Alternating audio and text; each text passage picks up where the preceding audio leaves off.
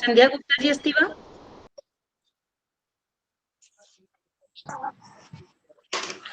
आम महोदय। हाँ, आपका मैं एक बार प्रश्न ले लूं। कल लास्ट में हमारा प्रश्न था संख्येय को लेकर, जो नियतिकृत नियम रहिताम वाली जो कारिका थी उसमें आया था ल्हादैक मयी। तो ल्हादैक मयी में जो एक शब्द आया है, एक जो संख्यावाची प्रयोग जिसका हुआ है, वहां पर एक शब्द मात्र संख्या के लिए नहीं है, वो संख्येय के लिए है। तो संध्या गुप्ता जी का प्रश्न था कि संख्येय इत्युक्ते किम। तो जैसे हम एक तो ये गणना करते हैं 1 2 3 4, है ना, और एक हम क्या गणना करते हैं, प्रथमः द्वितीयः तृतीयः, कि ये पहला बालक, दूसरा बालक, तीसरा बालक, ऐसे करके करते हैं उसकी गणना। तो उसी प्रकार जब हम प्रथमः द्वितीयः तृतीयः चतुर्थः, जैसे हमको कहना हो 11वां पुरुष, तो क्या कहेंगे, एकादशः पुरुषः, 11वीं स्त्री, एकादशी स्त्री, 11वां पुष्प, एकादशम पुष्पम। तो त्रिषु लिंगेषु, तीनों लिंगों में जो संख्याएं हैं वो संख्येय में भी चलती हैं, जैसे पहला, दूसरा, तीसरा। तो उस चीज को कहा गया है संख्येय। जैसा कि हम हिंदी में प्रयोग करते हैं तो पहला, दूसरा, तीसरा, उसी के लिए संस्कृत में आया है संख्येय। संख्येय का मतलब कि वह संख्या किसी दूसरे को बताएगी। जैसे ल्हादैक मयी था, तो ल्हादैक मयी में जो एक पद है, गोली लिया, कृपया माइक को बंद रखेंगे। ल्हादैक मयी में जो एक पद है वो आनंद को बता रही है, कि जहां पर मात्र आनंद ही आनंद है। और मयठ प्रत्यय इसलिए आया क्योंकि प्रचुर मात्रा आनंद की दिखानी थी। तो इसीलिए एक पद स्वयं संख्यावाची न होकर आनंद को कहने के लिए यहाँ संख्येय बना, आनंद वाला। जैसे हम कहें पहली कुर्सी, तो पहली कुर्सी पर बैठ जाओ, वहां पर पहली महत्वपूर्ण नहीं है, वहां वो जो पहला जो शब्द है, प्रथम जो शब्द है, वो कुर्सी के लिए विशेष कह रहा है। तो ये विशेषण बन गया कुर्सी का, तो इसलिए कुर्सी वहां विशेष्य हो गई। तो ये उसमें अंतर था। संध्या जी इदानीं स्पष्टता जाता वा? आम महोदय ज्ञातवती। यथा पूर्णी संख्या भवति, हाँ, पूर्णे अर्थे एव संख्येय भवन्ति। आम् भवति। आम ज्ञातवती। धन्यवादः महोदय। धन्यवादः। और चलिए आगे देखते हैं। कल हम चर्चा कर रहे थे काव्य स्वरूप पर, तो हमने देख लिया था जो शब्दार्थ है वो कीदृशौ शब्दार्थौ अदोषौ, कीदृशौ शब्दार्थौ सगुणौ, कीदृशौ शब्दार्थौ क्वापि अनलंकृति काव्यम भवति। तो ऐसे ऐसे जब शब्दार्थ होंगे तो वहां काव्य होगा। इसका उदाहरण कल रह गया था, आज इस उदाहरण को देखकर उसमें हम अनलंकृति पुनः क्वापी को घटाएंगे।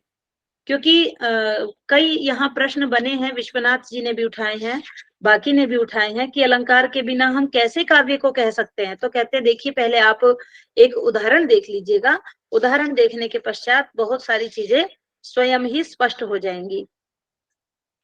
तो कोई आप में से इसका वाचन करेंगे, यह कौमार हरह का जो सामने लिखा हुआ है? अपना माइक और वीडियो ऑन करके कृपया इसका उच्चारण करने का प्रयास करिए। जी अहम करोमि महोदय। जी जी करो तो कृपया।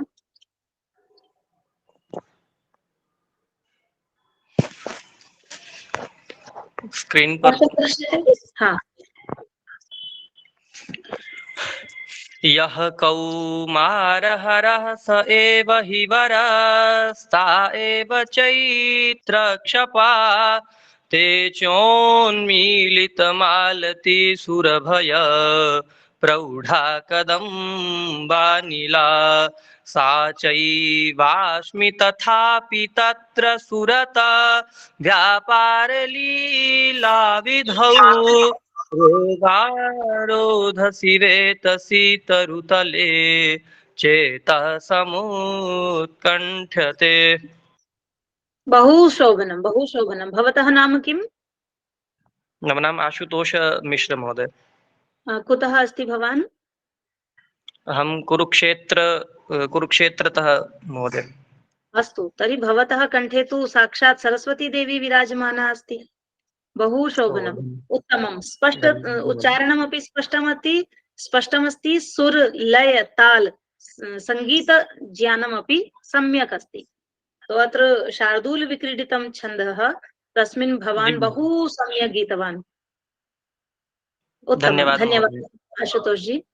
तो सर्वेपि पश्यन्ति एव, अत्र किमस्ति, यह कौमार हरः सेव, यहाँ पर ये एक कश्मीर की कवयित्री हैं, कल एक प्रश्न किया था किसी ने कि रामादिवत वर्तितव्यम न रावणादिवत, यदि इस प्रकार के उदाहरण आ जाए तो हम इनका रेफरेंस कहाँ से ले। तो जिसका मुझे वो प्रश्न अभी उन्होंने भेजा नहीं है, मुझे एक बार प्रश्न देखना था वो, लेकिन ये जो आगे आने वाले उदाहरण है जो इधर उधर से लिए गए हैं, उनका जिनको मुझे पता है मैं बता सकती हूँ, बाकी तो जो प्रसिद्ध हैं उनके बारे में ज्यादा पूछा भी नहीं जाता है। अब जैसे यह कौमार हर है, ये उदाहरण यहाँ पर आचार्य मम्मट ने लिया है अपने काव्य प्रकाश में। तो एक कश्मीर की कवयित्री हैं शिला भट्टारिका, उन्होंने इसको शार्दूल विक्रीडित छंद में लिखा है। शिला भट्टारिका ने कई सारे श्लोक लिखे हैं, तो वहीं से इनको ये शार्दूल विक्रीडितम वाले छंद का ये उदाहरण वहीं से लिया गया है। तो हुआ क्या है, यहाँ पर इस श्लोक में एक नायिका है, उसकी मनोदशा का वर्णन किया गया है, क्योंकि अभी हम जब तक अर्थ नहीं जान लेंगे वो चीजें हमको स्पष्ट नहीं होंगी। तो इसमें क्या कह रहे हैं कि जो नायिका है वो रेवा रोधसी वे तसी तरु तले, रेवा इत्युक्ते नर्मदा नदी के तट पर, ठीक है, अपने प्रियतम के साथ घूम रही है, और प्रियतम के साथ में घूमती हुई वहां के वातावरण को देख रही है। और वो जो वातावरण है वहां पर तट का वातावरण है, नदी का किनारा है, और मालती की सुगंध बह रही है। लिखा है ना इसमें के मीलित मालती सुरभय, मालती का मतलब यहाँ पर चमेली का फूल है। अब जब चमेली के पेड़ के पास से आप गुजरते हैं तो दूर से ही उसकी खुशबू आ जाती है, ठीक है। तो एक तरफ चमेली की सुगंध आ रही है, और कदम्बा नीला, जो कदम्ब का पुष्प है, कदम्ब का जो पुष्प विशेष है वो भी, उसकी भी जो सुगंध है वो कामोत्तेजक होती है। तो वही कामना को बढ़ाने वाला जो वहां पुष्प खड़ा है, पुष्प विशेष कदम्ब, उसमें से भी सुगंध निकल रही है, ठीक है। और वेतस लताओं का जो झुरमुट है उनको देखकर उसको क्या याद आ रहा है, वही चैत्र की रात्रियां याद आ रही हैं। चैत्र के महीने में वो पहले आई थी, बसंत ऋतु थी, अपने आप में ही बसंत ऋतु प्रेम की ऋतु होती है, बसंत में सबसे अच्छा मौसम रहता है, ऊपर से चैत्र का महीना, ऊपर से नदी का किनारा, ऊपर से चमेली के फूल की खुशबू, और ऊपर से सारे जो कदम्ब का पेड़ था उसकी भी खुशबू। तो सारा जो वातावरण है वो इतना सुरम्य है, जैसे हम कहते हैं ना कि रस को प्रदीप्त करने में उसके उद्दीपन कारण उद्दीप्त जो करते हैं उस भावों को, वो भी उसमें मुख्य भूमिका में रहते हैं। तो वैसे ही सारा वातावरण, उसी वातावरण को देखते हुए उसको फिर से क्या हो रहा है, चेतः समुत्कंठते, उसका जो हृदय है उसके हृदय में फिर से प्रेम के भावनाएं आ रही हैं। क्योंकि यह कौमार हरः स एव हि वरः, मतलब जहां पर उसके कौमार्य का हरण हुआ था, उसके पति ने जहां पर उसके साथ में क्रीडाएं की थी, रति क्रीडाएं की थी, उसके पश्चात भी जीवन में बहुत बार इस प्रकार के प्रसंग हुए, किंतु जैसे ही उसने फिर से दोबारा इस वातावरण में वो आई नायिका, तो फिर से उसको उसके चित्त फिर से प्रसन्न होने लगा, फिर से उसका मन प्रसन्नता से भर गया सारे वातावरण को देखते हुए। तो यहाँ कह रहे हैं कि देखिए मुख्य रूप से यहाँ पर रस है, इस प्रकार का श्रृंगार रस का वर्णन किया गया है कि यहाँ पर अलंकार नहीं है, लेकिन क्या हम इसको काव्य नहीं मानेंगे? तो आचार्य मम्मट का कहना है कि यदि कहीं पर रस विशेष निकल रहा हो और अलंकार स्फुट ना हो, स्फुट का मतलब स्पष्ट रूप से अलंकार नहीं दिखाई दे रहा हो, तो वहां पर भी हम उसको काव्य की श्रेणी में रखेंगे। तो ये यहाँ पर इस उदाहरण से यहाँ स्पष्ट किया गया है। फिर कुछ लोगों ने कहा कि यहाँ पर आप स्फुट रस रख लीजिए, स्फुटवद अलंकार कर लीजिए, स्फुट रसवद, सॉरी, रसवद अलंकार मान लीजिए, जहां पर मतलब कहीं कहीं ऐसे भी तो होते हैं ना कि रसवद अलंकार। रसवद अलंकार का मतलब होता है कि जहां रस गौण अवस्था में हो वहां रसवद अलंकार माने जा सकते हैं। लेकिन इस वाले उदाहरण में तो रस मुख्य रूप से है, गौण है ही नहीं, तो रसवत अलंकार का प्रश्न तो अपने आप ही हट जाएगा। तो इस प्रकार यहाँ रसवत अलंकार भी नहीं है, क्योंकि यहाँ रस मुख्य रूप से है। तो रस मुख्य रूप से होने के कारण, क्योंकि काव्य का मुख्य प्रयोजन भी आनंद ही था और वो आनंद रस के माध्यम से मिलता है, तो मुख्य प्रयोजन सिद्ध होने के कारण इसको हम उत्तम काव्य की श्रेणी में रखेंगे।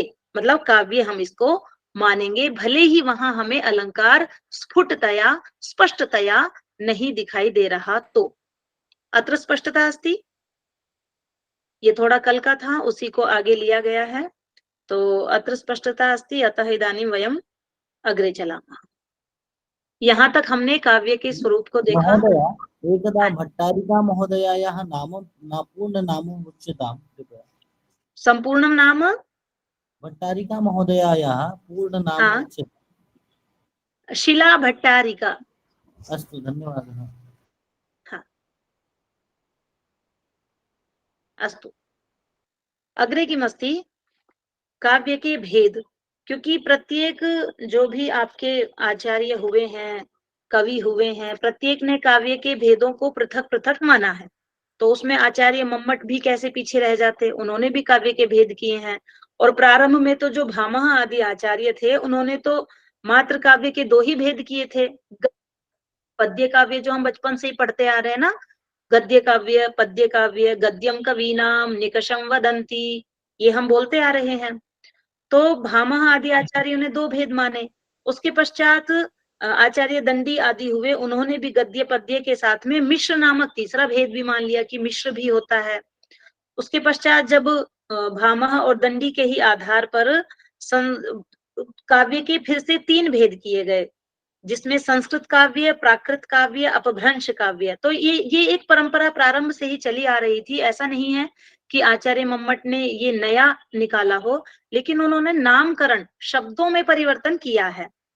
तो वैसे ही जो ध्वनिवादी आचार्य थे, उन्होंने भेद और प्रभेद को नहीं किया, लेकिन बाद में जब आपके आनंदवर्धन आचार्य आए, तो उन्होंने काव्य को मुख्य रूप से तीन भेद उन्होंने स्वीकार किए, जिसमें आपका पहला ध्वनि काव्य था, उसके पश्चात गुणीभूत व्यंग्य काव्य था, और एक चित्र काव्य था। तो प्रायः इन्हीं के स्वरूप को लेते हुए आचार्य मम्मट का भी यही आधार रहा है। आनंदवर्धन आचार्य ने जो काव्य के भेद किए थे, उन्हीं काव्यों के को ही दृष्टि में रखते हुए आचार्य मम्मट ने उनका मात्र नाम बदल दिया है। तो क्या किया है उसको देख लेते हैं एक बार। इदमुत्तमम् अतिशयिनी व्यंग्ये वाच्याध्वनिर्बुधैः कथितः। तो यहाँ से काव्य का भेद प्रारंभ होता है। तो क्या कहा, इदम, इदम इत्युक्ते यह काव्य उत्तमम, उत्तम काव्य है। अब प्रश्न उठा कौन सा काव्य है, तो कहा वाच्याद अतिशयिनी व्यंग्य, जहां पर वाच्य की अपेक्षा व्यंग्य अतिशय हो। यहाँ पर ये नहीं कहा अधिक हो, अतिशय, अतिशय मतलब बहुत अधिक मात्रा में हो। तो हमको इसके अंदर प्रवेश करने के लिए समझना होगा कि वाच्य क्या है, व्यंग्य क्या है। वैसे तो शब्द शक्तियों के प्रसंग में आगे, क्योंकि शब्द और अर्थ का पूरा स्वरूप द्वितीय उल्लास में है, वहां पर भी आचार्य ने स्पष्ट किया है, लेकिन सामान्य रूप से हम एक बार इसको देख लेते हैं, जिससे कि हमारी स्पष्टता हो जाए। ये कहते हैं कि देखिए, जो भी कोई शब्द है, शब्द तीन प्रकार के हैं, वाचक, लाक्षणिक, व्यंजक। वाचक मतलब जैसा हमने कह दिया उसका अर्थ वैसा ही निकाल लेना। जैसे हम उदाहरण ले, गंगायाम घोषः, गंगा में घर, जैसा कहा वैसा ही उसका अर्थ समझ में आना, ये हो गया वाचक शब्द। और उसमें से वाच्यार्थ निकाल लिया, गंगा में घर। और वाचक के बाद में फिर आता है आपका लाक्षणिक शब्द, लाक्षणिक में से निकलेगा लक्ष्यार्थ।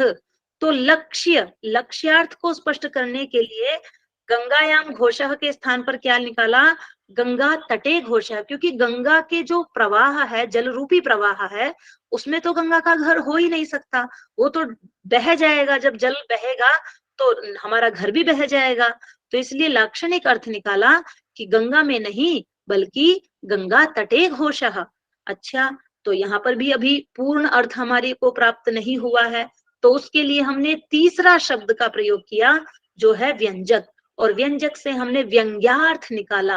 व्यंग्यार्थ का मतलब जहां पर उसके पश्चात किसी भी अर्थ की अपेक्षा ना हो, ऐसा व्यंग्यार्थ जो उस जो हम घर बना रहे हैं नदी के किनारे, वास्तव में उसके प्रयोजन को सिद्ध कर दे। क्योंकि गंगा के घर बिना, कल भी हमारा प्रश्न आया था, प्रयोजनम अनुद्दिश्य मंदोपि न प्रवर्तते, गंगा के किनारे घर क्यों बना रहे हैं? तो शीतलत्व पावनत्व के हेतु, शीतलता मिलती रहे, मन में पवित्रता गंगा के समान बनी रहे, उस प्रयोजन के लिए ही तो हम घर बना रहे हैं। तो क्या वो प्रयोजन मात्र वाचक से संभव था? क्या वो प्रयोजन मात्र लक्ष्यार्थ से संभव था? नहीं था। तो इसीलिए जो काव्य के जितने भी हमारे कवि हैं, काव्य शास्त्री आचार्य हैं, उन्होंने व्यंग्यार्थ को ही उत्तम माना है, अर्थात जो उसके वास्तविक उद्देश्य की प्राप्ति करा दे, जो उस प्रयोजन तक पहुंचा दे जिस प्रयोजन के लिए हमने वो बात कही है, जिस प्रयोजन के लिए हमने गंगायाम घोषः कहा है। तो इसीलिए सभी आचार्यों ने व्यंग्यार्थ का मतलब माना है, बिल्कुल जहां पर वास्तव में किसी भी अर्थ की अपेक्षा ना हो, वो व्यंग्यार्थ। तो ऐसा जहां व्यंग्यार्थ होगा, अब ये प्रश्न उठता है कि क्या काव्य में केवल व्यंग्य की अधिकता की वजह से ही हम उसको उत्तम काव्य मान लें? आप में से कोई इसका आंसर दीजिए। मैं आप ही से ये प्रश्न कर रही हूँ कि काव्य में जो भी हमारे ये जैसे हम काव्य प्रकाश पढ़ रहे हैं, तो इस लाइन को देखकर, इदम उत्तमम अतिशयिनी, इस लाइन को पढ़कर यदि मैं आपसे प्रश्न करूं कि मात्र व्यंग्य की अतिशयता के कारण हम उसको उत्तम काव्य मान लें क्या? कोई आंसर देगा इसमें से? मेरा प्रश्न यदि स्पष्ट हो रहा है आपको? नहीं मैम। हाँ, तो क्या उसमें और कौन कौन सी चीजें आवश्यक हैं व्यंग्य के साथ साथ? लक्षणावाच्य। हाँ, उसमें स्पष्ट दिया ना इसी ने, यदि केवल मात्र, बहुत अच्छा आंसर दिया आपने, क्योंकि ये सीढ़ियां हैं, वाच्य है, फिर लक्ष्य है, फिर व्यंग्य है। तो ये इन बिना सीढ़ियों के हम सीधा छत तक तो नहीं पहुंच सकते, 4-5 सीढ़ियां छोड़कर तुरंत छलांग लगा ले तो गिर जाएंगे अपने मुंह। तो इसीलिए कहा वाच्याद व्यंग्य, वाच्य की अपेक्षा व्यंग्य हो। यदि केवल व्यंग्य होता तो यहाँ पर ये वाच्य शब्द नहीं होता। तो इसीलिए ये एक दूसरे पर आश्रित हैं और एक दूसरे के पश्चात ही उसका मुख्य प्रयोजन निकलेगा। तो इसीलिए वाच्य की अपेक्षा यदि व्यंग्य ज्यादा चमत्कारिक है, यदि व्यंग्य ज्यादा प्रधान है, तब वहां पर उत्तम काव्य हम उसको कहेंगे, इदम उत्तमम, उसको हम उत्तम काव्य कथितः कहा गया है। और किस किसने कहा है? बुधहि ध्वनि ही कथितः। यहाँ पर एक प्रसंग और जुड़ गया है कि जो बुधई शब्द है, बुधई शब्द से वैयाकरणों को लिया गया है और वैयाकरण वाले लोगों ने उसको ध्वनि काव्य कहा है। ठीक है, अब ध्वनि काव्य क्या है ये भी हमको समझना पड़ेगा। आप ये समझ लीजिए, जैसे हमारी व्यंजना है, जैसे हम व्यंग्यार्थ निकालते हैं, जिस प्रकार हमने मुख्य प्रयोजन की प्राप्ति की, उसी मुख्यार्थ को, उसी व्यंग्यार्थ को वैयाकरण के लोगों ने ध्वनि काव्य कह दिया। और उसी मतलब है, एक बात आप इतना समझ लीजिए, आप इसे उत्तम काव्य कह लीजिए, अथवा आप इसे ध्वनि काव्य कह लीजिए, अथवा आप इसे व्यंग्य काव्य कह लीजिए, अथवा जैसे कि आपके जो ध्वन्यालोक के हैं उन्होंने प्रतीयमान अर्थ को निकाला है, आप उसको प्रतीयमान अर्थ निकाल लीजिए। ये सारे समान हैं, क्योंकि जो कवि हैं, कवियों ने क्या किया है, अपने अपने अनुसार उसका अलग अलग अर्थ निकाल दिया है। क्योंकि जो कवि है ना, यदि काव्य के अंदर सामान्य रूप से वो चीजें कह दे तो काव्य ही किस नाम का।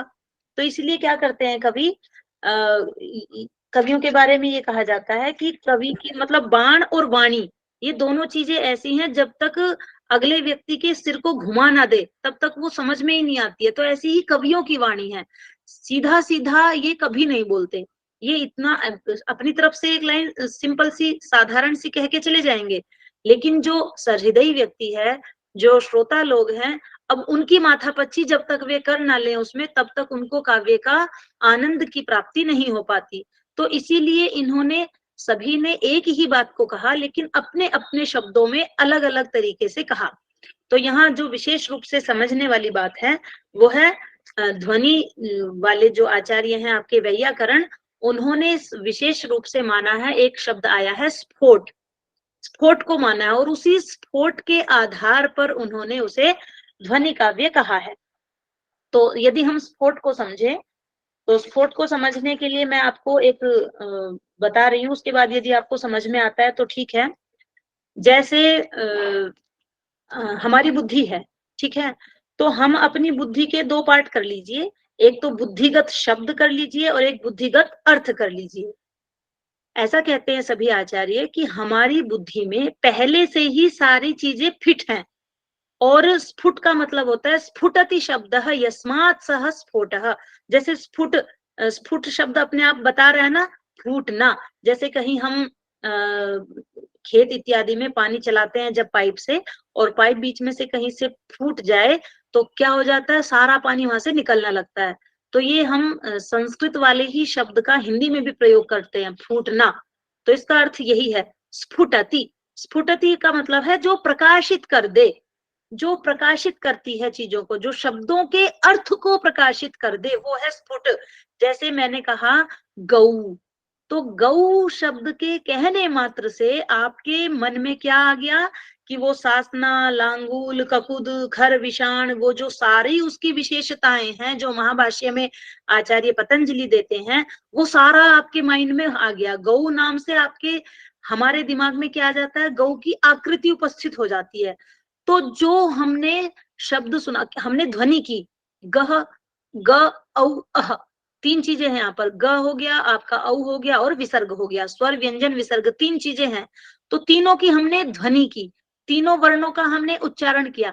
इन तीनों वर्णों में इतना सामर्थ्य नहीं था अलग अलग वर्णों में कि वो अपने अर्थ को स्पष्ट कर दे, बल्कि इन तीनों के मिले हुए रूप को हम कहेंगे स्फोट, अर्थात स्फोट कहेंगे हम शब्द को, और शब्द हमेशा इनकी दृष्टि में नित्य है। इसीलिए कहा जाता है कि शब्द ब्रह्म है, और एक वो जो स्फोट है वो उस शब्द हमारे मन में, जैसे गाय क्लिक हुआ, गाय को सुनते ही हमारे मन में अर्थ स्पष्ट हुआ, तो जो हमारे अंदर अर्थ की स्पष्टता हो रही है वो उस स्फोट की वजह से हो रही है। उसी को उन्होंने ध्वनि भी कहा है, उस ध्वनि की वजह से हो रही है। तो कह रहे हैं कि जो ध्वनि है, ध्वनि से भी पहले, एक चरण पहले का स्टेप है हमारा स्फोट। जैसे मैंने अंदर से गाएं ऐसा बोलने का प्रयास किया, तो जब मैंने अंदर से सारे शब्दों का मेल करने के पश्चात उसको वाणी से बोला, तो वो अंदर जो शब्द मेरे यहाँ विद्यमान था वो स्फोट था, ठीक है। उसके पश्चात मैंने जब गो बोल दिया, तो उसके पश्चात गो बोलने के पश्चात में मुझे ही उसके अर्थ की प्रतीति हुई, और फिर जब मुझे अर्थ की प्रतीति हुई तो मेरी बुद्धि को आदेश दिया गया कि हाँ, ये तो ऐसी ऐसी गाय हैं जहां सासना है, लांगूल है, ककुद है, खर है, विषाण है, इस प्रकार की ये तो गाय हैं। फिर मेरी बुद्धि ने अंदर फिर से आत्मा को संदेश दिया कि हाँ, यही गाय हैं। तो ये जो प्रक्रिया चली बहुत तीव्रता से चली, लेकिन जो ध्वनिवादी आचार्य हैं, जो वैयाकरण के लोग हैं, वो इसके बिल्कुल स्टेप बाय स्टेप समझा रहे हैं कि यदि अंदर हमारे शब्द नहीं होते, अर्थ नहीं होते, तो हम कैसे उनको प्रकाशित कर पाते। जैसे कोई भी बच्चा है, किसी के भी सामने मैं कह रही हूँ कि तरु, वृक्ष, लता, पेड़, क्या पता उसमें से कौन सा शब्द से उसको प्रकाश मिल जाए, कौन सा शब्द उसको क्लिक हो जाए, किस शब्द से वो समझ उसको बन जाए। तो जो अंदर हमारे पहले से ही विद्यमान है, जब बच्चा छोटा होता है तो वो केवल सुनता है, कई लाखों शब्दों को वो सुनता रहता है, और पिछले जन्म से भी वो चीजों को अंदर डाले हुए। इसका मतलब शब्द नित्य हैं, शब्द उसके अंदर पहले से ही विद्यमान है, उसके पश्चात वो अर्थों का उसके साथ चर्चा परिचर्चा अर्थों को उसके साथ में सेट करता चला जाता है। तो ये है कि जैसे हमारा कोडिंग डिकोडिंग होता है कि शब्द बोला, उसके पश्चात अर्थ आया और अर्थ बिल्कुल पूर्ण रूप से समझ में आ गया, उसके पश्चात किसी भी प्रकार की आकांक्षा नहीं रही, वो अर्थ बिल्कुल स्पष्ट हो गया कि हाँ ये तो गाय है। तो ये है हमारा स्फोट। इसी स्फोट को ध्वनिवादियों ने ध्वनि काव्य कहा। इसी जो हमारे काव्य शास्त्री आचार्य थे उन्होंने इसी को उत्तम काव्य कहा। तो शब्द और अर्थ ये दोनों, ये जो स्फोट है ये शब्दों का भी प्रकाश करता है, अर्थ का भी प्रकाश करता है, और 8 प्रकार का इसको वाक्य पदीयम में स्पष्ट रूप से कहा गया है। बाकी जो आपका ध्वन्यालोक है उस ध्वन्यालोक में भी आनंदवर्धनाचार्य ने बड़े ही सुंदर तरीके से इसकी व्याख्या की है। तो आप स्फोट का मतलब ये मान लीजिए कि स्फोट जो है वो नित्य है, वो कभी भी समाप्त नहीं होता, और उस स्फोट की वजह से ही हम शब्द और अर्थ को समझ पाते हैं। नहीं तो मात्र ग औ और विसर्ग में इतना सामर्थ्य नहीं था कि वो हमें गौ का ज्ञान कराते। अब पता नहीं आपको ये स्पष्ट हुआ होगा कि नहीं, थोड़ा सा बाद में इसको पुस्तक में से आप एक बार देखिएगा, तो जब तक आप उसको खुद परिशीलन नहीं कर लेंगे तब तक चीजें नहीं बैठेंगी। जितना मैं प्रयास कर सकती थी, मुझे जितना समझ में आया उतना मैंने आपके सामने स्पष्ट किया। और लास्ट में क्या दिया इन्होंने कि ध्वनति स्फोटम व्यनक्ति इति ध्वनि ही। तो जो ध्वनि है वो एक बाह्य रूप है, उससे भी जो सूक्ष्म रूप है वो है स्फोट। तो ऐसा मान सकते हैं कि ध्वनि तो बाहर का मात्र आवरण है, वस्त्र इत्यादि ही है, लेकिन प्रकाशित तो कुछ और करना है। प्रकाशित तो हमें वास्तव में गौ, हाँ ये गौ है, ये मेन हमारा उद्देश्य है।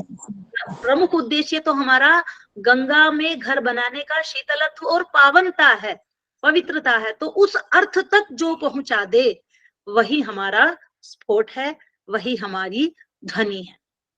तो जो यहाँ पर प्रश्न बन जाता है कई बार कि बुधई इत्युक्ते किम, तो बुधई से यहाँ पर वैयाकरण के लोगों के लिए बुधई शब्द आया है, और उन्होंने इसी काव्य को ध्वनि काव्य कहा है। और जो आचार्य मम्मट हैं उन्होंने थोड़ा सा नाम बदल दिया है, मात्र भाव वही है कि उसी ध्वनि काव्य को उन्होंने उत्तम काव्य कह दिया कि वही उत्तम काव्य है जहां पर वाच्य की अपेक्षा व्यंग्य प्रधान हो। तो प्रमुख रूप से वहां व्यंग्य होना चाहिए, जैसे कि हम अब इस उदाहरण से देखते हैं, क्योंकि उदाहरणों से हमें और भी स्पष्टता हो जाती है। तो अब इसका गायन आशुतोष जी से अलग कोई करेंगे। निशेषच्युत चंदनम स्तन तटे, आशुतोष जी ने बहुत अच्छा गाया था। उसके अतिरिक्त किसी और का मन हो कि हाँ मैं भी अच्छा गा सकती हूँ या गा सकता हूँ? जी, अहम गातुं शक्नोमि। जी स्वागतम, कृपया गायतु।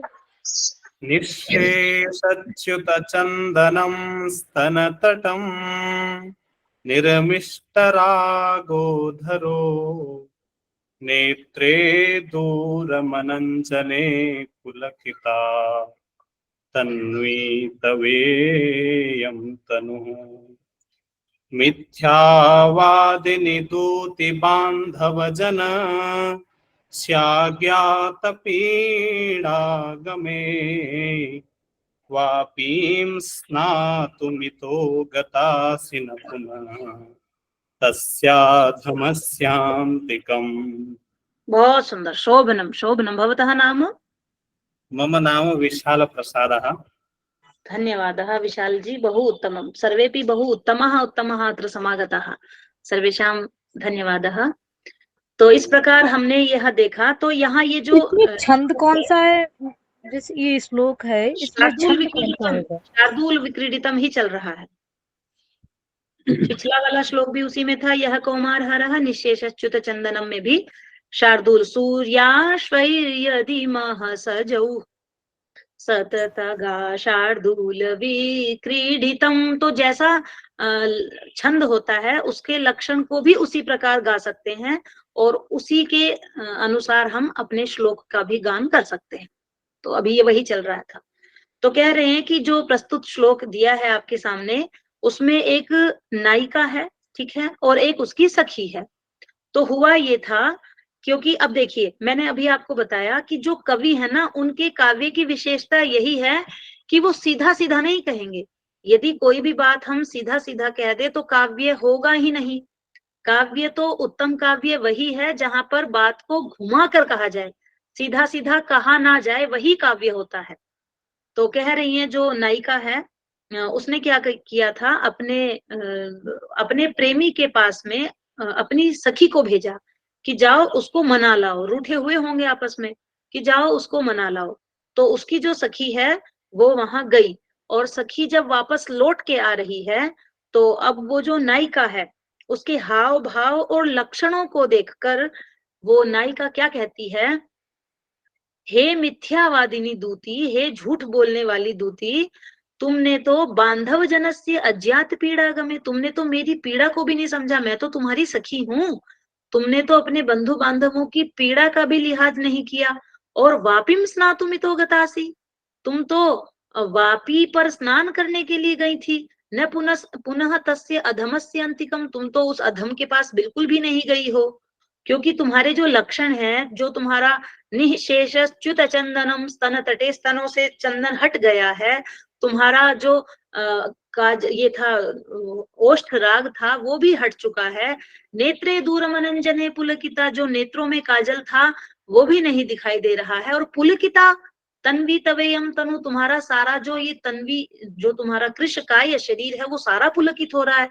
तो इन सारे लक्षणों से तो ये स्पष्ट समझ में आ रहा है कि तुम वास्तव में मेरे ही प्रेमी के पास से होकर आई हो। मैंने कहा था उसको ले आना, लेकिन तुमने तो उसी के साथ में संभोग किया। तुम्हारे सारे लक्षणों से ये स्पष्ट पता चल रहा है। अब देखिए, यहाँ पर ये कवि ने स्पष्ट बात कहीं पर भी नहीं कहा कि तुम तो उसी प्रेमी से मिलकर आई हो। हुआ यहाँ की लास्ट में केवल एक शब्द दिया है, अधमस्य अंतिकम। तो अधमस्य अंतिकम से यहाँ ये कवि कहना चाह रहे हैं कि तुम तो उस अधम के पास ही से ही आई हो, अर्थात तुमने तो तदंतिमेव रंतुम गतासी। प्राधान्य यहाँ पर अधम शब्द है, तो अधम शब्द से व्यंजना निकाली है, अधम शब्द से व्यंग्यार्थ को कहा है। सारे लक्षणों के देखने के पश्चात मात्र एक अधम शब्द दिया। अब जो सरहृदयी नहीं होगा, जो काव्य को समझने वाला नहीं होगा, वो तो इसका सामान्य अर्थ कर देगा कि क्या पता वो स्नान करके आई है, स्नान के बाद में भी तो उसके सारे चिन्ह इस प्रकार के अस्त व्यस्तता दिख सकती है। लेकिन यहाँ पर जो वास्तव में कवि को काव्य को पढ़ने वाला है, सहृदयी है, काव्य को समझने वाला है, वही इस अधम शब्द से अर्थ निकाल सकता है। तो ये कवि की विशेषता है कि उसने साफ साफ न कहकर मात्र एक अधम पद से व्यंजना तक पहुंचाया, व्यंग्यार्थ को निकाला। तो इसलिए अंत में यहाँ जो वृत्ति लिखते हैं आचार्य मम्मट, उसमें स्पष्ट रूप से लिखते हैं कि अधम पदेन, क्या लिखते हैं कि एक अत्र तदंतिकमेव रंतुम गतासी इति प्राधान्येन अधम पदेन व्यज्यते। यदि इस लाइन को यहाँ पर वो स्पष्ट ना करते तो शायद हम उस व्यंग्यार्थ तक नहीं पहुंच पाते। तो भाव यही था कि वास्तव में जो उत्तम काव्य है, वास्तव में जहां पर व्यंग्य की, क्योंकि यहाँ वाच्य का मतलब जैसा हमने कह दिया वैसा ही उसके अर्थ को समझ में आ जाना, ये वाच्य था। लेकिन यहाँ वाच्य की अपेक्षा व्यंग्य बहुत चमत्कार प्रदान कर रहा है, व्यंग्य की प्रधानता बहुत ज्यादा है। तो इसी वजह से इस श्लोक को हम उत्तम काव्य में रखेंगे, और इसी प्रकार के अन्य श्लोकों वाले काव्य को भी हम उत्तम काव्य ही कहेंगे। तो इस प्रकार यहाँ आचार्य ने प्रथम काव्य का भेद उत्तम काव्य माना, उसी को ध्वनि काव्य भी कहा गया, उसी को व्यंग्य काव्य भी कहा गया, उसी को प्रतीयमान अर्थ भी कहा गया। तो उस काव्य का उदाहरण के साथ में, क्योंकि उदाहरण भी पूछ लिया जाता है और ये भी पूछ लिया जाता है कि यहाँ पर मुख्य रूप से किस शब्द से हमें व्यंजकता पता चल रही है, तो मुख्य रूप से जो प्राधान्य शब्द है वो अधम शब्द है। उस अधम से ही हम उस व्यंग्यार्थ तक पहुंच पा रहे हैं। तो इस प्रकार यह प्रथम भेद हुआ उत्तम काव्य। आगे बढ़ते हैं। आप इन श्लोकों को भी स्मरण कर लेंगे तो अच्छा रहेगा। चलिए, तो अब बात आती है कि उत्तम काव्य हो चुका। उत्तम काव्य के पश्चात में आचार्य मम्मट ने नाम लिया मध्यम काव्य का। तो मध्यम काव्य के लिए लाइन दी है, अतादृशी गुणी व्यंग्यम व्यंग्ये तु मध्यमम। यहाँ पर अतादृशी, अतादृशी का मतलब है वैसा न होने पर। वैसा मतलब जो पहले में आया था, पहले का। अभी अभी हमने जो उत्तम काव्य पढ़ा है, उत्तम काव्य में क्या था? हरिओम व्यंग्य। हाँ जी, प्रश्न अस्ति वा? महोदय, एक बार पुनः वाचन करोतु। अतादृशी गुणीभूत व्यंग्यम व्यंग्ये तु मध्यमम्। स्पष्टता वा अथवा अहं सम्यक् वदामि वा? आम् आं महोदय। अस्तु अस्तु, यदि कुत्रचित् ममपि दोषः भवति कृपया मामपि स्मारयन्तु। यतोहि सर्वेपि सर्वज्ञः न भवन्ति, अहमपि प्रयासमेव करोमि। सम्यक्। तो अतादृशी, तादृशी वैसा, और न तादृशी, अतादृशी। जहां पर हमने पिछले में उत्तम काव्य में बात की थी कि वह जो व्यंजन है, वह जो व्यंग्य है, वो बहुत चमत्कार अर्थ में हो। लेकिन यदि ऐसा नहीं है, जहां पर व्यंग्य चमत्कार अर्थ को नहीं दे रहा है, जहां व्यंग्य अतिशय अर्थ को नहीं दे रहा है, अर्थात जहां व्यंग्य की प्रधानता नहीं है, तो वहां हम क्या करेंगे? उसको गुणीभूत व्यंग्य नाम से उसको जानेंगे। अर्थात वहां व्यंग्य गौण हो जाएगा। जहां मुख्य नहीं रहेगा तो वहां गौण होगा। कोई वस्तु एक जगह ही तो मुख्य हो सकती है ना, सर्वत्र तो मुख्य हो नहीं सकती। तो जहां पर व्यंग्य वाच्य की अपेक्षा गौण हो जाता है, वहीं पर मध्यम काव्य होता है। जैसे कि इन्होंने उदाहरण भी दिया है, उदाहरण से और भी हमें स्पष्ट हो जाएगा कि इसको कौन पढ़ेंगे आप में से? जो अभी आशुतोष जी ने और विशाल जी ने पढ़ा, उनसे अतिरिक्त। यहाँ पर शार्दुल विक्रीडितम छंद नहीं है, दूसरा छंद है। यदि कोई वाचन करना चाहे आप में से,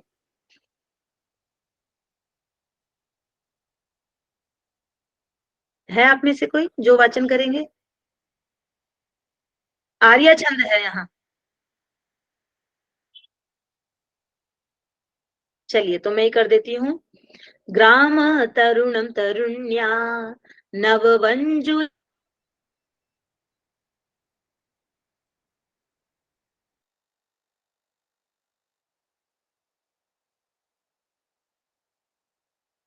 मैम आवाज नहीं आ रही है। महोदय, आवाज नहीं आ रही। नेटवर्क नहीं होगा। ध्वनि न महोदय, ध्वनि न आगच्छति। समस्या अस्ति वा?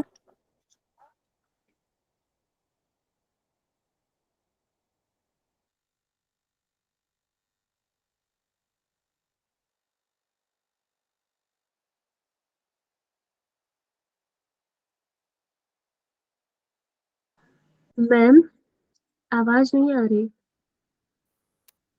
मैम म्यूट है, थोड़ा प्रतीक्षा कीजिए। महोदय की मैं बहुत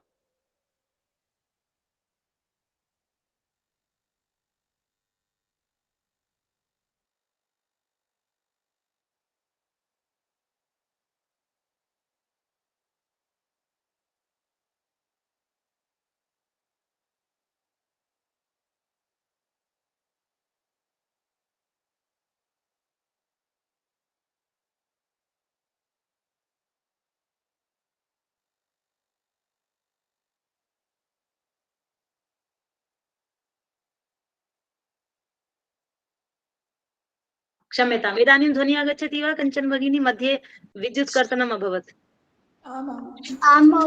अधुना आगच्छति महोदय।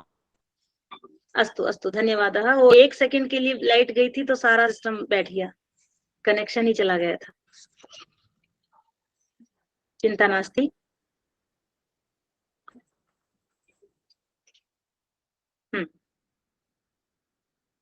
अत्र पश्यामः वयं ग्राम तरुणं तरुण्या नववञ्जुलमञ्जरी सनाथकरम् पश्यन्त्या भवति मुहुर्नितरां मलिना मुखच्छाया ग्राम तरुणं तरुण्या। तो आर्य ही छंद है, कई अनेक विधा इसको गाया जाता है। तो यहाँ क्या कह रहे हैं, एक बार इस श्लोक को देख लेंगे, फिर हमको मध्यम काव्य भी स्पष्ट हो जाएगा। हाँ, तो कह रहे हैं कि ग्राम तरुणम, गांव का कोई युवक है, ठीक है, तरुण, तरुण शब्द से युवक लिया है, कि गांव का कोई तरुण युवक है, और उसने क्या कहा था, तरुणी को एक निश्चित स्थान पर संकेत दिया था इन्होंने, जो है नव वंजुल मंजरी सनाथ करम।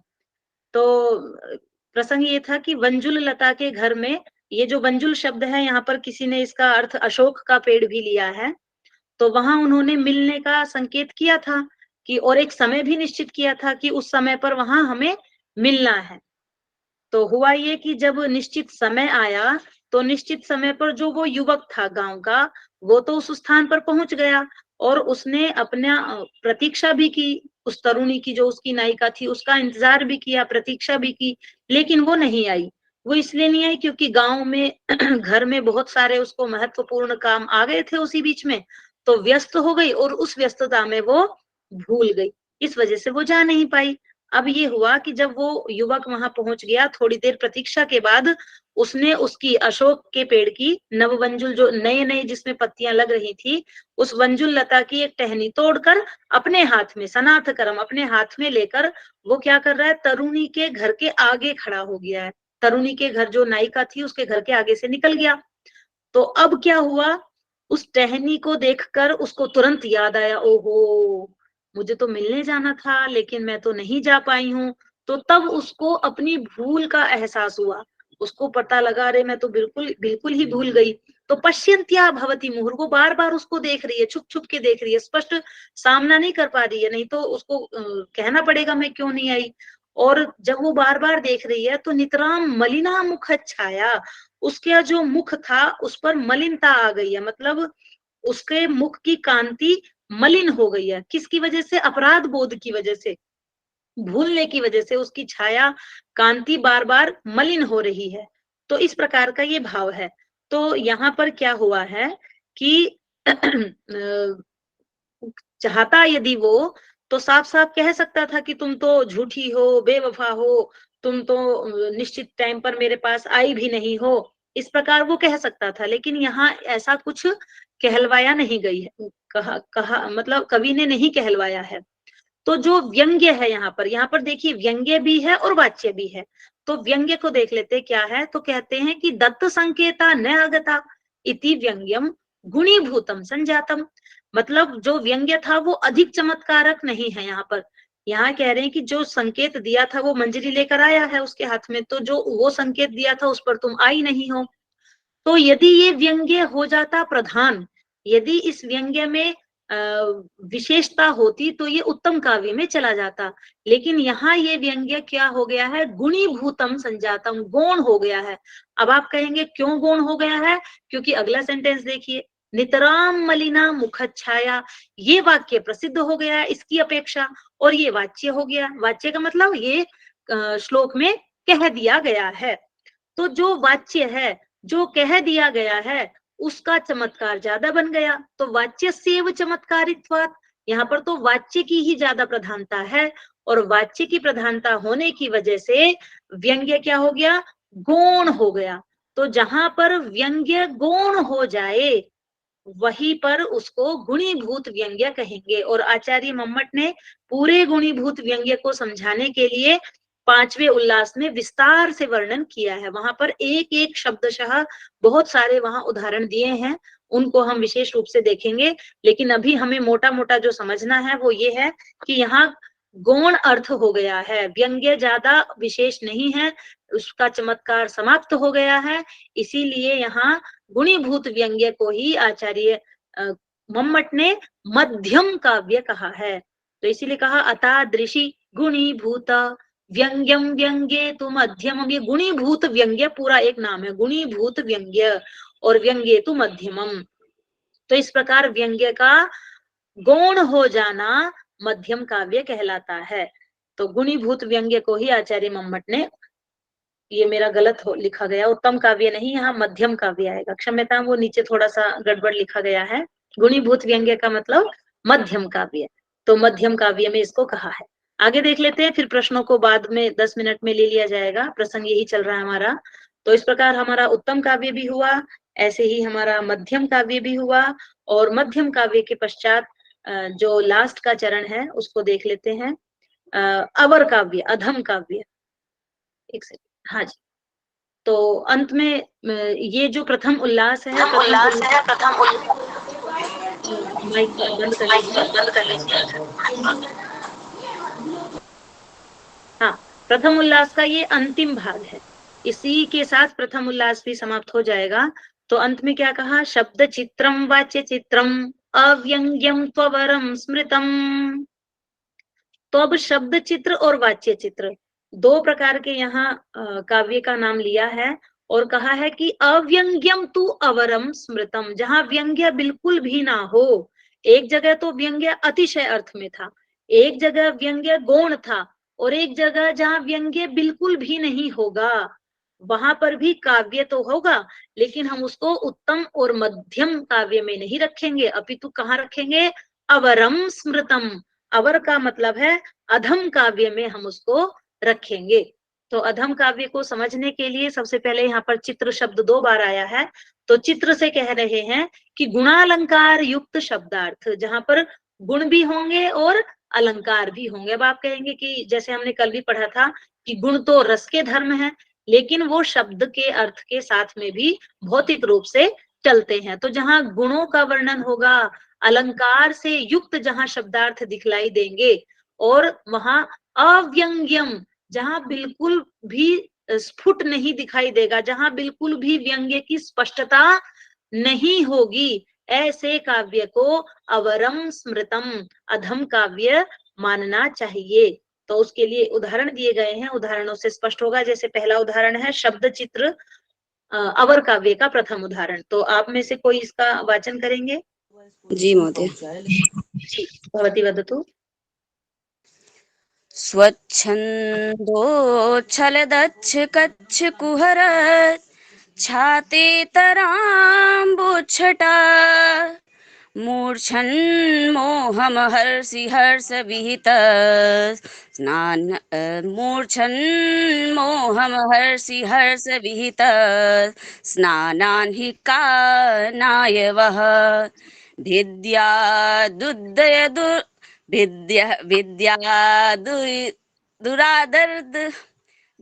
विद्यादुद्य दुदार दर दुरदरी दीर्घादरिद्रुमा द्रोहोद्रेकमहो मिमे दुर्मदा मंदाकिनी मंदताम। शोभनम, शोभनमस्ति सुकृति भगिनी। तो आपने देखा जब पढ़ा जा रहा था श्लोक, तो कैसे उछाल आ रहा था हमारे भी मन में।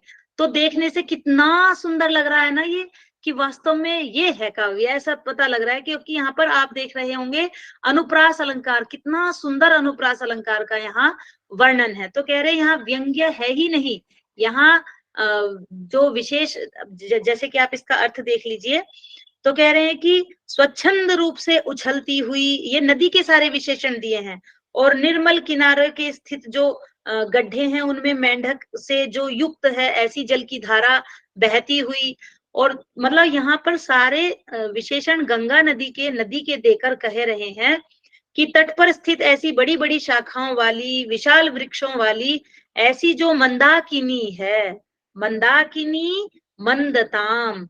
तो जो मंदाकिनी अर्थात गंगा है, वह हमारे सारे पापों को दूर कर दे, सारे हमारे अज्ञान को तुरंत नष्ट कर दे।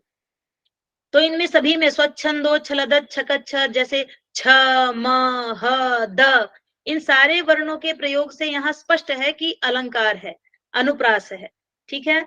तो मंदाकिनी वह मंदताम, तो गंगा नदी हमारे पाप को शीघ्र ही दूर करे। यहाँ सारी चीजें कह दी गई हैं, यहाँ व्यंग्य कुछ भी नहीं था, मात्र अलंकारों का खेल था। मात्र अनुप्रास अलंकार के साथ साथ और भी अलंकार दिख रहे हैं, उन्हीं के वैचित्र्य के कारण, उन्हीं की विशेषता के कारण इसको हमने अधम काव्य कहा, और शब्द चित्र का ये उदाहरण था। ठीक है। आगे आपका है अर्थ चित्र अवर काव्य का उदाहरण। इसको भी एक बार आप में से जिसने अभी तक नहीं पढ़ा है वो पढ़ दीजिए।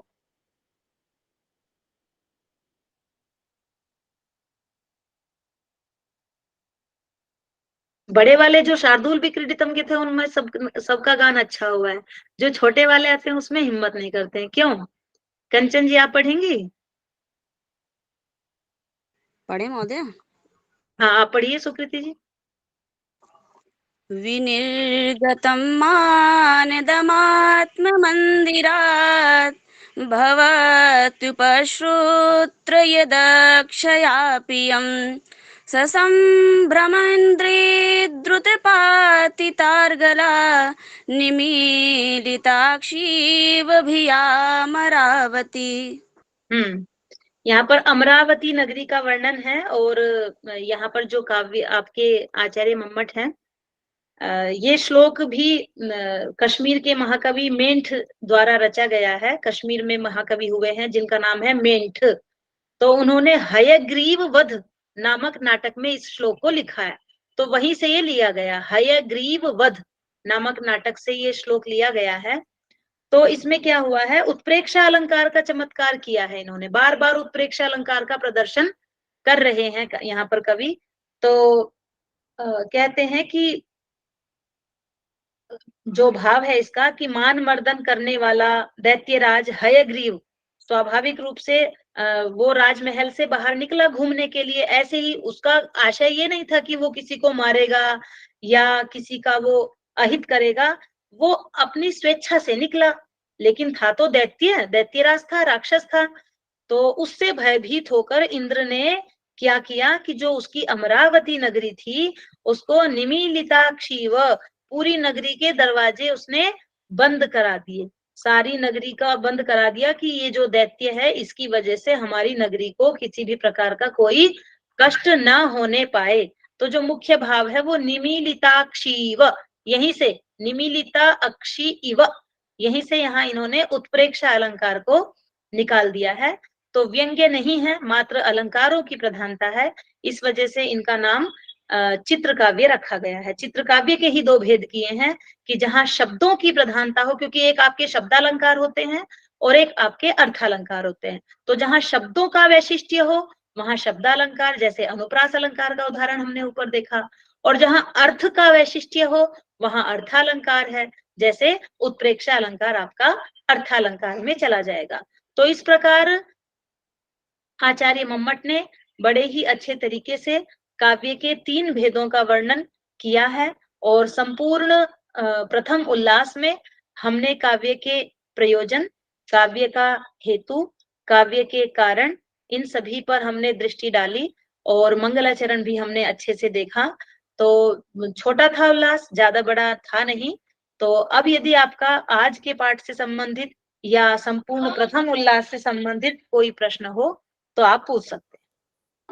महोदय जी सोनू नमस्ते। महोदय नमस्ते। महोदय जी, मेरी आज प्रथम कक्षा है जी, जो पीछे की कक्षा हुई है वो रिकॉर्डिंग के रूप में कहीं मिलेगी? कोशिश करेंगे हम मिल जाए, जितनी हमसे सामर्थ्य हमारा होगा, यदि हम उसको एडिटिंग वगैरह हम कर सके तो अवश्य उपलब्ध कराएंगे, लेकिन आप भी प्रयास करिएगा कि हम समय पर उपस्थित होकर ले सकें। यदि किसी कारणवश आपकी छूट जाती है तो हम अपनी तरफ से प्रयास करेंगे। जैसे ही हमारा वो काम हो जाता है रिकॉर्डिंग वाला तो हम उसको ग्रुप में शेयर कर देंगे। ठीक है महोदय, ओम नमस्ते जी, तो सभी का ये परिचित था और सभी को मुझे लगता है यह जो पढ़ाया जाता है इसका पीडीएफ मिल सकता है? आपके पास में कोई पुस्तक उपलब्ध नहीं है काव्य प्रकाश की? पुस्तक तो है पर ये अच्छा। थोड़ा नोट करना होता है, आपका थोड़ा अच्छा है, पुस्तक में भी है, ऐसा नहीं है कि पुस्तक में नहीं है। तो आप वो पर पीपीटी देखना चाह रही हैं? ठीक है, पीपीटी भी मिल जाएगी। जी महोदय, अत्युत्तमम् पुस्तकं तु अस्ति। भवती दर्शनं तु न ददाति, केवलम् इच्छति यत् प्रेषयतु। अहं चिन्तयामि यत् भवत्याः मुखं दृष्ट्वा पाठयामि, किन्तु कस्यापि मुखदर्शनं न भवति। अन्यः विषय सम्बन्धी प्रश्नः अस्ति वा? महोदय, भवती अत्र आगत्य दर्शनं कर्तुं शक्नोति कर्णपुरं, अस्तु अस्तु तर्हि इदानीं पृच्छामि अहम् अनुराग महोदयं यदि स्वीकृतिं ददाति तदा इदानीं समापयामः। मनोरमा जी, 2-3 सूचनाएं हैं, जरा थोड़ा ध्यान दे दे सभी लोग। पहली सूचना ये है कि ये जो कक्षाएं चल रही हैं ये पूर्णतः निःशुल्क हैं। सबसे पहले तो आप लोग ये जान लीजिए, इनका कभी किसी प्रकार का कोई चार्जेस नहीं है। और जो संस्कृत भाषा के छात्र हैं उनकी अधिक से अधिक मदद करना, इसी कारण ये कक्षाएं चल रही हैं विशेष अनुरोध पर। और दूसरी बात यह है कि ग्रुप में कुछ सदस्य ऐसे जुड़ गए हैं जिन्होंने व्यक्तिगत रूप से लोगों को मैसेज किए हैं कि मेरी क्लास लीजिए, 2000-3000 फीस वगैरह जो भी हैं। तो आप लोग ध्यान रखिए कि ग्रुप की तरफ से ऐसा कुछ नहीं, हम लोगों की तरफ से कुछ लोग अपना प्रचार करने के लिए जुड़ गए हैं और सभी को मैसेज कर रहे हैं, उनसे आप दूर रहिए और ज्यादा अच्छा रहेगा। अभी हमारी केवल काव्य प्रकाश की कक्षाएं चल रही हैं, वो भी निःशुल्क है पूरी तरीके से। जो भी तैयारी कर रहे हैं उनके लिए है। मनोरमा जी इसके लिए समय निकाल रही हैं, समय देती हैं। दूसरी चीज ये है कि संस्कृत भाषा का प्रचार प्रसार संवर्धन के लिए मनोरमा जी बहुत अच्छा पहले से कार्य कर रही हैं, उसी की कड़ी में कक्षाएं चल रही हैं। और जो भी समूह से जुड़े हुए लोग हैं वो किसी भी सदस्य को व्यक्तिगत मैसेज ना करें। ध्यान रखें, बहुत शिकायतें आई हैं आज, इसी कारण से आज ये सूचना आपको देनी थी, ध्यान रखें। और मनोरमा जी कक्षा के लिए आगे यही सूचना मुझे देनी थी। मनोरमा जी, मुझे लग रहा समापन किया जाए। हाँ जी, हाँ जी। तो एक बार शांति मंत्र का उच्चारण आस्था जी कर रही हैं, उसी के साथ में हम समाप्त करेंगे। जी आस्था जी। जी जी। सर्वे भवन्तु सुखिनः। ओम सर्वे भवन्तु सुखिनः, सर्वे सन्तु निरामयाः, सर्वे भद्राणि पश्यन्तु, मा कश्चित् दुःखभाग् भवेत्। ओम शांतिः शांतिः शांतिः। नमो नमः। अस्तु, नमो नमः। शुभरात्रि सर्वेषां। भूरिशः धन्यवादः। पुनः मिलामः। नमो नमः। धन्यवाद। प्रणाम सर्वेभ्यो। नमो नमः।